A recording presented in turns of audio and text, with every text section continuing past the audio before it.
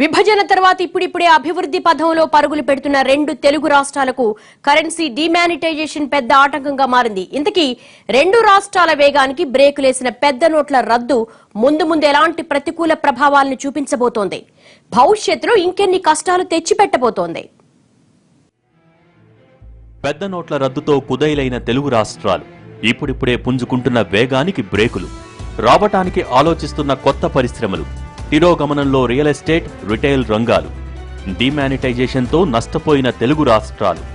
అసలే కరువు అన్న టైంలో అధిక మాసం కూడా వచ్చినట్టుంది రెండు తెలుగు రాష్ట్రాల పరిస్థితి. విభజన తర్వాత పడిలేచిన కెరటాల్లా అటు ఆంధ్రప్రదేశ్, ఇటు తెలంగాణ రాష్ట్రాలు ఇప్పుడిప్పుడే పుంజుకుంటున్నాయి. అభివృద్ధి దిశగా వడివడిగా అడుగులు వేస్తున్నాయి. పరిశ్రమలను ఆహ్వానిస్తూ కొత్త పారిశ్రామిక విధానాలను అందిపుచ్చుకుంటూ ముందుకు వెళ్తున్నాయి. రీసెంట్ గా ఈజ్ ఆఫ్ డూయింగ్ బిజినెస్ లో రెండు తెలుగు రాష్ట్రాలు నెంబర్ 1 స్థానాన్ని దక్కించుకున్నాయంటే పరిశ్రమల కోసం రెండు రాష్ట్రాల్లోనూ ఎంత సరళీకృత ఆర్థిక విధానాలు అమలు చేశారన్నది అర్థమవుతోంది. ఇదే పరిస్థితి మరో 2 ఏళ్లు కొనసాగితే దేశంలోనే రెండు తెలుగు రాష్ట్రాలు అగ్రగామిగా నిలబడతాయని ఆర్థికవేత్తలు కితాబిచ్చారు కూడా.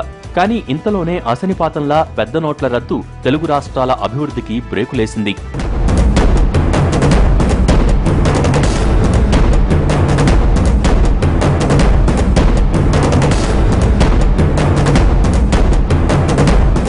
పెద్ద నోట్ల రద్దుతో రెండు తెలుగు రాష్ట్రాల్లో అభివృద్ధి అంచనాలు తలకిందులయ్యాయి.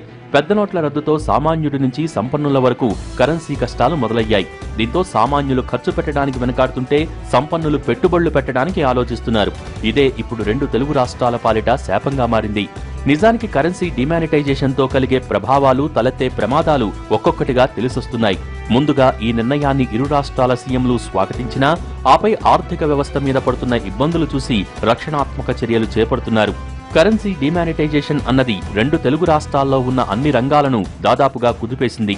ఒక్కసారిగా అన్ని రంగాల్లో లావాదేవీలు 80% మేర పడిపోయాయి. చిల్లర వర్తకుల దగ్గర నుంచి వేల కోట్ల టర్నోవర్ ఉన్న కంపెనీల వరకు అన్ని నేలచూపులు చూస్తున్నాయి. ప్రారంభం కావాల్సిన ప్రాజెక్టులు వెనకడిగేస్తున్నాయి. పునాదులు వేసుకోవాల్సిన ప్రాజెక్టులు పారిపోతున్నాయి.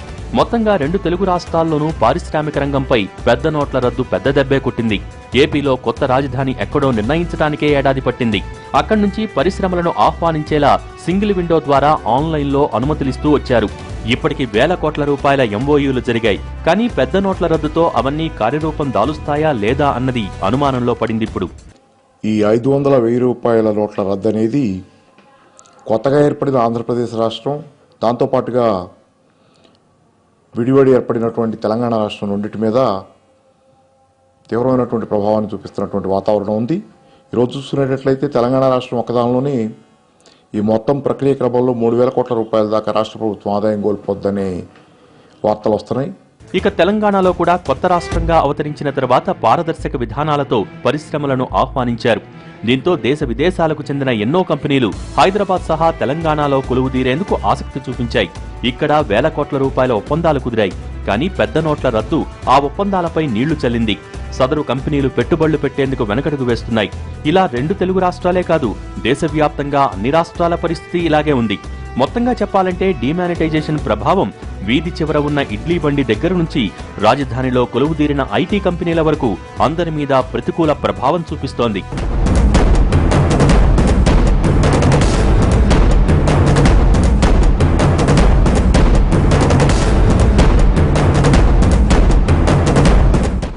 పెద్ద నోట్ల రద్దుతో ప్రజలే కాదు, రాష్ట్రాల పాలకులు కూడా ఇబ్బందులు పడుతున్నారు. గత 2 వారాలుగా రాష్ట్రాలకు చాలా శాఖల నుంచి వచ్చే రెగ్యులర్ ఆదాయం గణనీయంగా పడిపోయింది. ముఖ్యంగా రిజిస్ట్రేషన్లు, ఎక్సైజ్, ఇతర శాఖల ఆదాయాలు దారుణంగా పడిపోయాయి. దీనికి తోడు రాష్ట్రాల ఆర్థిక వ్యవస్థలో చెలామణి అయ్యేందుకు వీలుగా పెద్ద ఎత్తున చిల్లర, కొత్త కరెన్సీ కూడా ఆర్బీఐ నుంచి రావటం లేదు. ఇది సమస్యను మరింత జటిలం చేస్తోంది. పరిస్థితి చేయిజారకముందే తెలంగాణ సీఎం కేసీఆర్ రక్షణాత్మక చర్యలు చేపట్టారు. పెద్ద నోట్ల రద్దుతో నెలకొన్న పరిణామాలపై ఢిల్లీకి వెళ్లి నేరుగా ప్రధానితో చర్చలు జరిపారు. డిమానిటైజేషన్తో రాష్ట్రంలో రాబోయే 5 నెలల్లో 3,250 కోట్ల రూపాయలకు పైగా ఆదాయానికి గండిపడబోతున్నట్టు ప్రధాని దృష్టికి తీసుకొచ్చారు.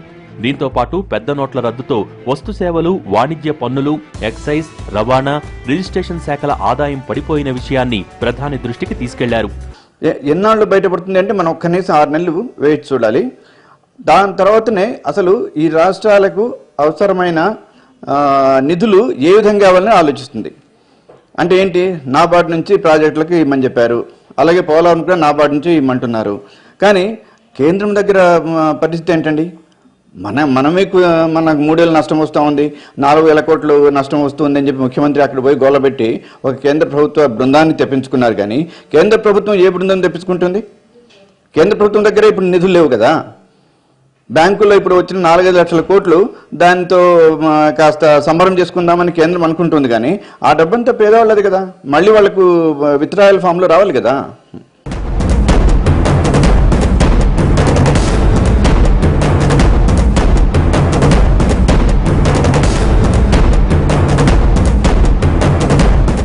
పెద్ద నోట్ల రద్దుతో ఏపీ పరిస్థితి అయితే పెనం మీద నుంచి పొయ్యిలోకి పడ్డట్టయింది. ఇప్పుడిప్పుడే రాజధాని నిర్మాణానికి నిధుల సమీకరణకు తర్జన భర్జనలు పడుతున్న ఏపీకి ఈ నిర్ణయం అసనిపాతమే అయింది. ఎంతో శ్రమించి కొత్త పరిశ్రమలను ఆహ్వానించేందుకు చర్యలు చేపడితే డీమానిటైజేషన్తో పరిశ్రమలు వెనకడుగు వేస్తున్నాయి. దీనికి తోడు ఏపీలో ఆర్థిక ఆదాయం కూడా గణనీయంగా పడిపోయింది. ఏపీలో గడిచిన 2 వారాల్లో ప్రభుత్వ శాఖలకు రావాల్సిన ఆదాయం దారుణంగా పడిపోయింది. ఇక ఇది ముందు ముందు ఇలాగే కొనసాగే పరిస్థితులే ఎక్కువగా ఉన్నాయి. అదే జరిగితే రాజధాని నిర్మాణం దగ్గర నుంచి కొత్తగా చేపట్టబోయే ప్రాజెక్టుల వరకు ఏపీలో అన్నింటికీ ఆర్థిక కష్టాలు తప్పవు. ఈ పరిస్థితిని అధిగమించడానికి ఏపీ సీఎం ఎలక్ట్రానిక్ ట్రాన్సాక్షన్స్ వైపు అడుగులు వేస్తున్నారు. రద్దు నిర్ణయంతో తెలుగు రాష్ట్రాల్లో దెబ్బతింటున్న రంగాలేంటి? కోలుకోవడానికి ఎన్నేళ్లు పడుతుంది?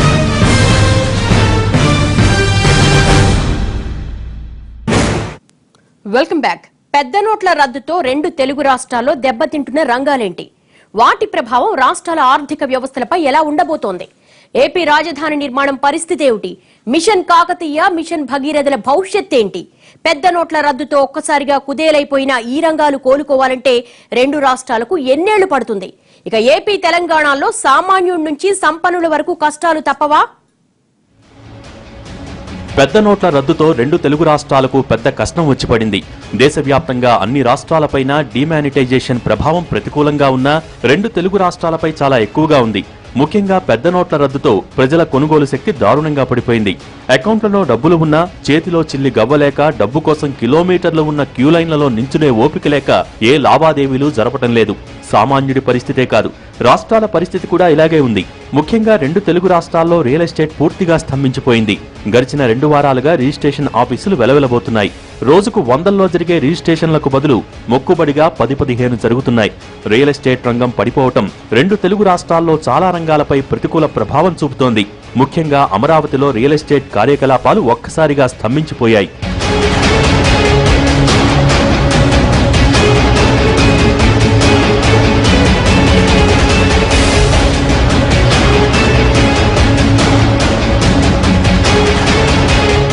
రియల్ ఎస్టేట్తో పాటు హోటల్ ఇండస్ట్రీ కూడా దారుణంగా పడిపోయింది.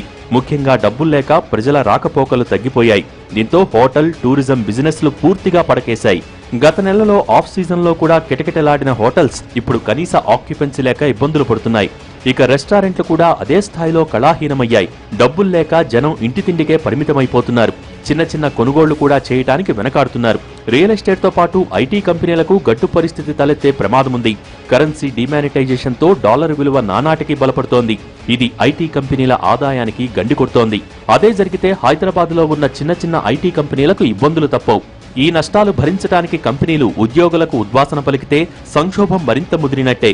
ఇకపై కంపెనీలు తమ ఉద్యోగులకు అందించే సౌకర్యాలలో కోత పెట్టినా మరిన్ని రంగాలు ఇబ్బంది పడతాయి. అంటే ఉద్యోగులకు కల్పించే రవాణా సౌకర్యాలు వెనక్కి తీసుకుంటే క్యాబ్స్ బిజినెస్ నష్టాల్లో పడుతుంది. ఇది రాష్ట్రాల ఆదాయానికి భారీగా గండి కొడుతుంది. మొత్తంగా ఏంటంటే ఈరోజు నష్టపోతున్న వర్గాలు ఎవరున్నారంటే ప్రధానంగా నిర్మాణ రంగ కార్మికులు, అడ్డాల మీద ఉండే కూలీలు. వీళ్ళు ఏ రోజు కూలీ ఆలోచన చేసుకుని బతికే వాళ్ళు పూర్తిగా ఆకలితో నకనకలాడే పరిస్థితికి నెట్టివేయబడ్డారు. నిర్మాణ రంగంలో కన్స్ట్రక్షన్లో ఉన్నాయి, చివరికి వచ్చినవి ఏమైనా కంటిన్యూ అవుతున్నాయి కానీ నిర్మాణం ఒక మోస్తరుగా పూర్తయినవి కానీ లేకపోతే మొదలు పెట్టబోతున్నాయి కానీ పూర్తిగా ఆ ప్రాజెక్టులన్నీ ఆగిపోయినటువంటి పరిస్థితి. నిర్మాణ రంగ కార్మికుల పరిస్థితి దయనీయంగా ఉందనేది ఒక కఠోర వాస్తవం. అలాగే అడ్డాల మీద కూలీల పరిస్థితి కూడా.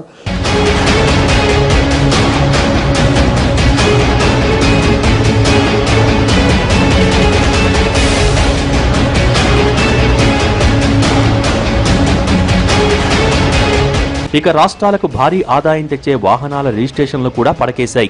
2 వారాలుగా ఆటోమొబైల్ ఇండస్ట్రీలో అమ్మకాలు 70% మేర పడిపోయాయి. 2 వీలర్, 4 వీలర్ వాహనాల అమ్మకాలు దారుణంగా పడిపోయాయి. ఇది భవిష్యత్తులో మరింత కాలం కొనసాగితే ప్రభుత్వాల ఆదాయం బాగా తగ్గుతుంది. నోట్ల రద్దు ప్రభావం చూపిస్తున్న మరో రంగం మీడియా. కరెన్సీ డిమానిటైజేషన్తో వ్యాపారాలు లేకపోవడంతో పత్రికలు, టీవీల్లో యాడ్స్ ఇచ్చేవారి సంఖ్య గణనీయంగా తగ్గుతోంది. గడిచిన 2 వారాల్లో పేటీఎం వంటి మొబైల్ వ్యాలెట్ కంపెనీలు తప్ప ఇతర కంపెనీల యాడ్స్ తక్కువగానే కనిపిస్తున్నాయంటే కారణమిదే. ఈ ప్రభావం మరో 6-7 నెలలు ఇలాగే కొనసాగితే మీడియా రంగం కూడా నష్టాల బారిన పడాల్సిందే. ఇక దీంతో పాటు 2 రాష్ట్రాల్లో వ్యవసాయ రంగం దారుణంగా దెబ్బతింది. అమ్మకాలు, కొనుగోళ్లు లేక అన్నదాతలు కుదేలైపోతున్నారు. చేపట్టడానికి చర్యలు అనంటే ఎంత త్వరగా ఈ మనీని రీమానిటైజేషన్ అంటే వాటిని తీసుకురావాల్సి అవుతుంది. త్వరగా ఈ 1000 రూపాయల నోట్లు, 5000 రూపాయల నోట్లు, 500 నోట్లు కనుక త్వరగా తీసుకొచ్చి కరెన్సీని కాస్త త్వరగా తీసుకొచ్చి తర్వాత డిజిటల్ వ్యవహారాలను కనుక పెంచినట్లేదంటే కొంతవరకు మేలు జరుగుతుంది. అయినా కానీ ఇప్పుడు వ్యవసాయ రంగంలో ప్రత్యేకంగా ఈ మన గ్రామాల్లో కరెన్సీ అనేటువంటిది రోజు వాడకమైనటువంటిది కాబట్టి వాళ్లకు తప్పనిసరిగా ఇబ్బంది కలుగుతుంది. ఇక వస్తు సేవల రంగం తీవ్రంగా నష్టపోతోంది. ఇప్పటికే కరెన్సీ రద్దుతో జనం భయపడిపోతున్నారు. తమ దగ్గర ఉన్న డబ్బును పొదుపుగా వాడుకుంటున్నారు. వారానికి 1000 రూపాయలు సంతకు వాడేవాళ్లు కూడా ఇప్పుడు 500తో సరిపెట్టుకుంటున్నారు. అత్యవసరమైతేనే వస్తువులు కొంటున్నారు, లేకపోతే మానుకుంటున్నారు. పచారీ షాపులు, కూరగాయల వంటి నిత్యావసరాల బిజినెస్లు కూడా దారుణంగా పడిపోయాయి. ఆఖరికి పెళ్లిళ్లకు కొనాల్సిన బట్టలు కూడా ఆచితూచి కొంటున్నారంటే పరిస్థితి ఏ స్థాయిలో ఉందో అర్థమవుతోంది. వాళ్ళు వెళ్ళినారు, మాకు సరుకులు కావాల్సిన నోట్ తీసుకుని ఇంటికి రావాల్సి వస్తుంది. మాకు అక్కడ సరుకు దొరకట్లేదు. ప్రాబ్లం అది. ఇప్పుడు దాని గురించి చేంజ్ గురించి 4 చోట్ల తిరగాల్సి వస్తుంది. ఎవడిస్తాడు చేంజ్? ఎవ్వడు ఇవ్వట్లేదు. ముందు 100 నోట్స్ ఫ్రీక్వెన్సీ ఉండాలి. ఈ 2000s అయితే విలువ లేవు. ఇప్పుడు అసలు ఎవ్వడు షాప్ వాళ్ళని పాపం వాళ్ళని అనలేము. వాళ్ళ దగ్గర ఉండట్లేదు. ఇంత రోజుకి 100 మంది వస్తారు. అందరికి ఇచ్చేస్తే వాళ్ళ దగ్గర ఏం మిగులుతుంది?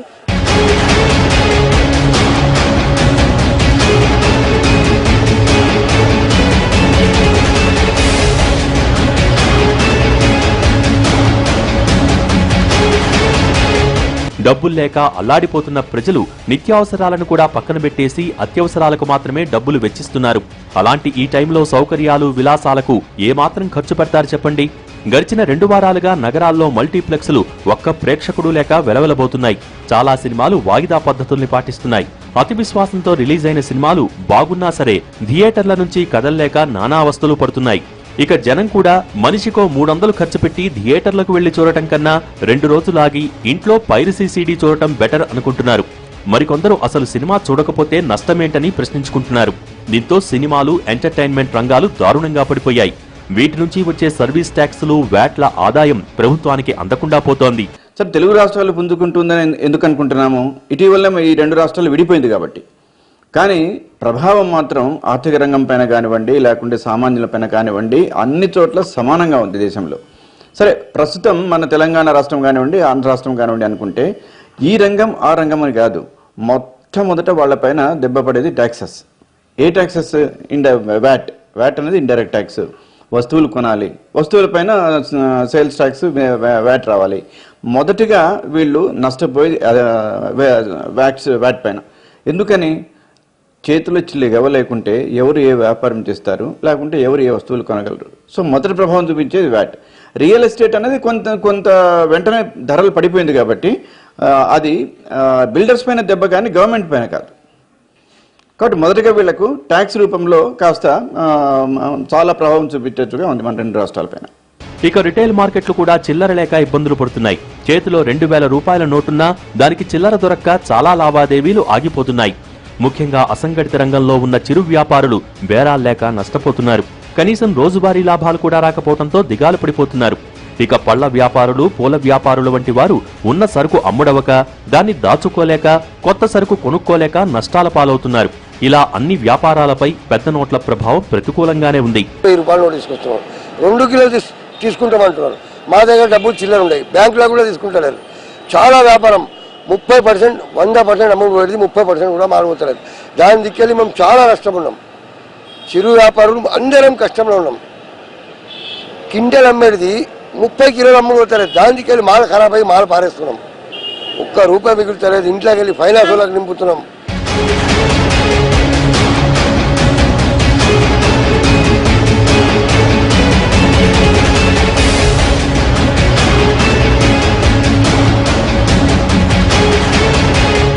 పెద్ద నోట్ల రద్దుతో ఆఖరికి మందుబాబులు కూడా నోళ్లు కట్టేసుకుంటున్నారు. దీంతో రాష్ట్రాలకు ప్రధాన ఆదాయ వనరైన ఎక్సైజ్ ఆదాయం ఒక్కసారిగా పడిపోయింది. మరో నెల రోజుల పాటు ఈ సంక్షోభం ఇలాగే కొనసాగితే 2 రాష్ట్ర ప్రభుత్వాలకు వేల కోట్ల రూపాయల నష్టం వాటిల్లుతుంది. అటు ఆదాయం లేక ఇటు ఖర్చులు పెరిగిపోతే పరిపాలన అస్తవ్యస్తమైపోతుంది. ఇప్పటికే 1వ తేదీ జీతాలు ఎలా ఇవ్వాలా అని పాలకులు తర్జన భర్జనలు పడుతున్నారు. ఇలాంటి టైంలో కేంద్రం నుంచి భారీగా కొత్త నోట్లు రాష్ట్రంలోకి అందుబాటులోకి రాకపోతే మరిన్ని ఇబ్బందులు తప్పవు. అన్ని రంగాలు ఇలా కుదేలైపోతే పాలన నడిచేదెలా?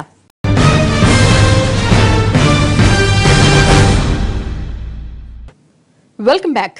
ఇలా 2 తెలుగు రాష్ట్రాల్లో దాదాపు అన్ని రంగాలు ఇలా కుదేలైపోతే పాలన నడిచేదెలా? ప్రభుత్వాలకు ఆదాయం వచ్చేదెలా? ఈ ఆర్థిక ఇబ్బందుల నుంచి కోలుకోవాలంటే 2 తెలుగు రాష్ట్రాలకు ఎన్నేళ్లు పడుతుంది? ఇప్పుడిప్పుడే పుంజుకుంటున్న టైంలో డిమానిటైజేషన్ తో కేంద్రం మోకాలడ్డితే తెలుగు రాష్ట్రాలు ఎప్పుడు లేచి పరుగులు పెడతాయి? అసలు వ్యవస్థలో ఆర్థిక ఇబ్బంది ఎప్పటికి సర్దుమణుగుతుంది? నిజానికి 2 రాష్ట్రాలు పుంజుకునే సమయమిది. కొత్త రాష్ట్రాలుగా ప్రయాణం మొదలుపెట్టి ఇప్పుడిప్పుడే ఆర్థికంగా పారిశ్రామికంగా ఎదిగే సమయమిది. ఎంతో కష్టపడి పరిశ్రమలను ఆహ్వానించడానికి అత్యంత సరళీకృత విధానాలు ప్రవేశపెట్టారు. కానీ వాటి ఫలాలు అందుకునేలోగానే నోట్ల రద్దు గండం వచ్చిపడింది. పెద్ద నోట్ల రద్దుతో పారిశ్రామికవేత్తలు నేరుగా కంపెనీలు పెట్టడానికి వెనకాడుతున్నారు. ఇది సమీప భవిష్యత్తులో అటు ఏపీలో కానీ ఇటు తెలంగాణలో కానీ కొత్త పరిశ్రమల రాకను అడ్డుకుంటుంది.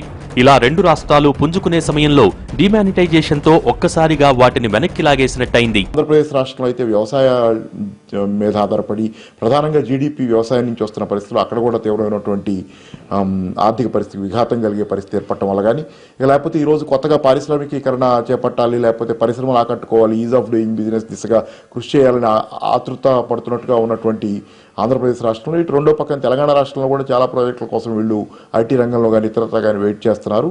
ఇప్పుడు ఉన్నటువంటి వాతావరణంలో ఎంతవరకు మెటీరియలైజ్ అవుతాయి, ఎంతవరకు ఏం జరుగుతుంది అనేది కూడా చూడాలి. ఓవరాల్గా ఏంటంటే మార్కెట్లో డిమాండ్ పడిపోయిన పరిస్థితి, చిరు వ్యాపారస్తులు, కిరాణా కొట్లు ఇట్లాంటి వాటి చోట వ్యాపారస్తుల పరిస్థితి అయితే వాళ్ళకు ఉన్నటువంటి వ్యాపారంలో 50 నుంచి 70% దాకా వాళ్ళు తగ్గిపోయిందని చెప్పే పరిస్థితి. ఇలా రాష్ట్రాల ఆర్థిక భవిష్యత్తు అగమ్యగోచరంలో పడిపోవడంతో పాటు ఖజానాలకు వచ్చే ఆదాయం కూడా గణనీయంగా పడిపోయింది. పాలకులతో పాటు ప్రజలకు కూడా ఆర్థిక కష్టాలు నెత్తిన కూర్చున్నాయి. చేతిలో కరెన్సీ లేక ప్రజల్లో పర్చేజింగ్ పవర్ పూర్తిగా తగ్గిపోయింది. అప్పటి వరకు ఉన్న పెద్ద నోట్లు రద్దయిపోవడంతో మార్కెట్లో ఉన్న కొద్దిపాటి చిన్న నోట్లతో సర్క్యులేషన్ కష్టమవుతోంది. చిన్న నోట్లు లేక ఉన్న పెద్ద నోట్లకు చిల్లర లేక జనం కొనుగోళ్లపై పూర్తి నియంత్రణ విధించుకున్నారు.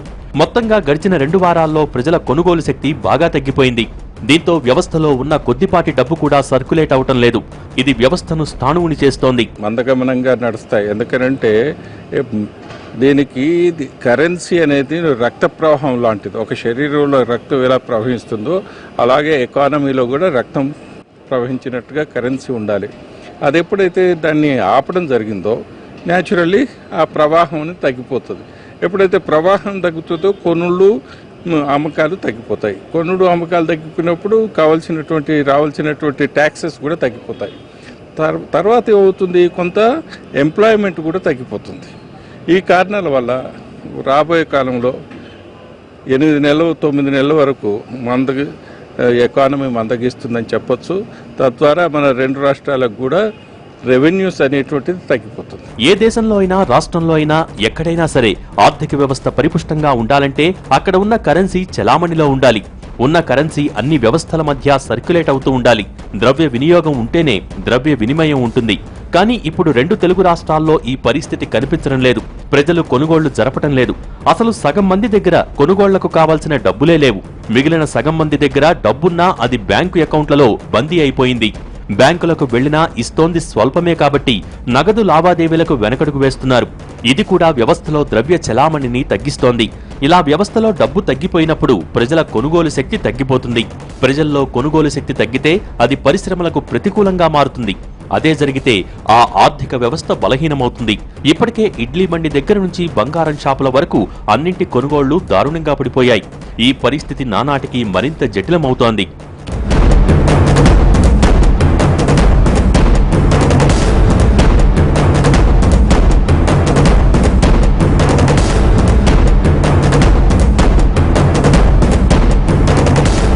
కేంద్రం చెబుతున్నట్టు డిమానిటైజేషన్తో వ్యవస్థను బాగు చేస్తారు సరే, కానీ ప్రత్యామ్నాయ ఏర్పాట్లు తీసుకోకుండా మార్కెట్లోకి చలామణీ చేయడానికి కొత్త నోట్లను తగినంతగా సిద్ధం చేయకుండా ఉన్న పెద్ద నోట్లను రద్దు చేయడంతో ఎకానమీ దెబ్బతింటోంది.